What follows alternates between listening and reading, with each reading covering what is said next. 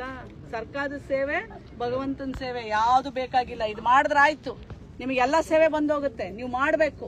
ನೀವು ಬಂದು ಅಟ್ಲೀಸ್ಟ್ ಅವ್ರು ನೀವು ಏನ್ ಕೊಡ್ತೀರಲ್ಲ ಅಲ್ಲಿ ತನಾದ್ರೂ ಇದನ್ನ ಸ್ವಚ್ಛವಾಗಿ ಇಟ್ಕೊಳ್ಳಿ.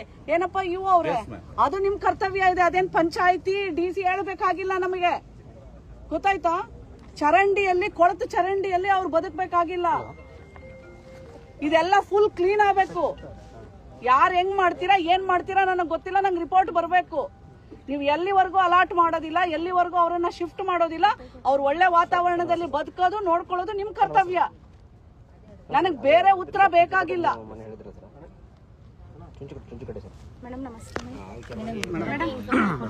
ಯಾವ್ದು ನೋಡಿ, ಅವ್ರಿಗೆ ಯಾವ್ದು ಇನ್ಕಮ್ ಸರ್ಟಿಫಿಕೇಟ್ ಅದೇನಿದೆ ಪ್ರಾವಿಷನ್ಸ್ ಅವೆಲ್ಲ ಕುತ್ಕೊಂಡು ಮಾಡಪ್ಪ, ಸಹಾಯ ಮಾಡ್ರಿ.